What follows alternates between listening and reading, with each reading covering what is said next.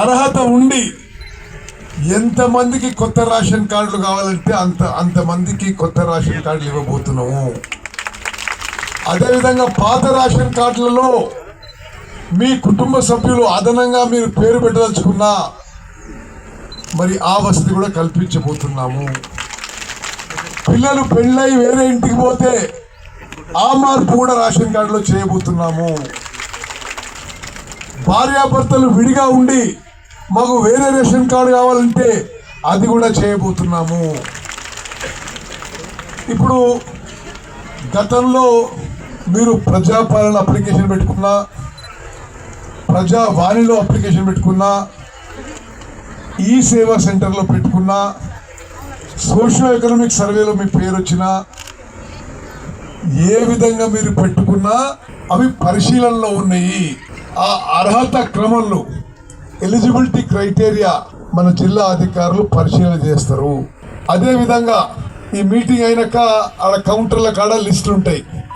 మీ పేరు చూసుకోండి. మీ పేరు ఉంటే ఓకే, మీ పేరు లేకున్నా మీరేం బాధపడొద్దు, ఆందోళన వద్దు. మీరు ఈరోజు రాయించండి. మీరు గతంలో రాయించినా ఈరోజు రాయించినా పెద్ద ఫరక్ పడదు. దానికి అన్నిటినీ కలిపి మీకు ప్రభుత్వం నిర్ణయించిన ఎలిజిబిలిటీ క్రైటీరియా ప్రకారం మీకు అర్హత ఉంటే తప్పనిసరిగా మరి మీకు కొత్త రేషన్ కార్డు కానీ పాత రేషన్ కార్డులో మిగిలిపోయిన కుటుంబ సభ్యులు కానీ యాడ్ చేయడం జరుగుతుంది. అక్కలు చెల్లెలు మీరు అర్థం చేసుకోవాలమ్మా. ఇప్పటి వరకు మనకి రేషన్ వ్యవస్థ ఏ విధంగా నడుస్తుంది?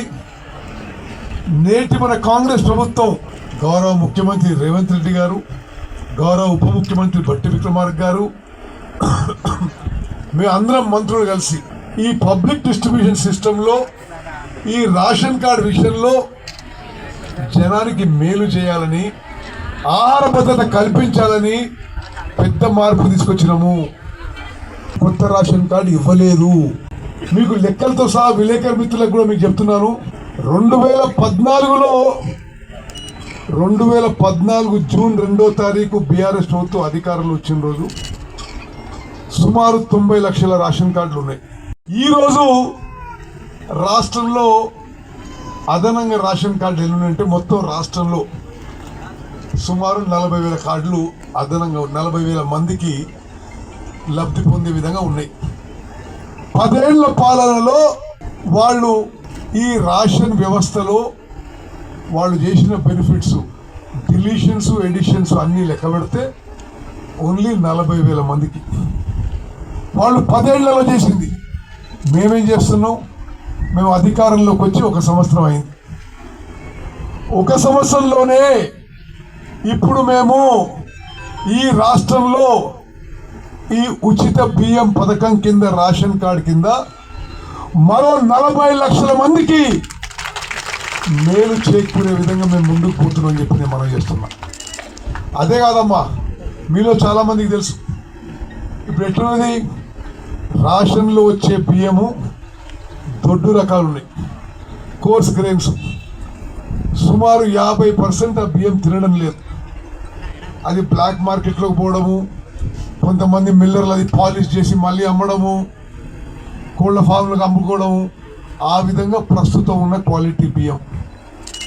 మేమేం చేయబోతున్నామమ్మా, ఒక పెద్ద మార్పు మీ జీవితంలో రావాలని, మీకు సంపూర్ణ స్థాయిలో ఆహార భద్రత ఉండాలని మేము ఈ రేషన్ కార్డు ప్రక్రియ పూర్తయిన తర్వాత ఈ రాష్ట్రంలో చివరి వ్యక్తికి, అర్హత ఉన్న చివరి వ్యక్తికి రేషన్ కార్డు వచ్చే వరకు ఈ ప్రక్రియ కొనసాగుతుంది.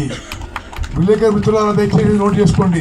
ఆ అనుమానాలు మాట్లాడే విషయంగా మాట్లాడితే అది కరెక్ట్ చేయాలి. అర్హత ఉండే చివరి వ్యక్తికి రేషన్ కార్డు వచ్చే వరకు ఈ ప్రక్రియ కొనసాగుతుంది.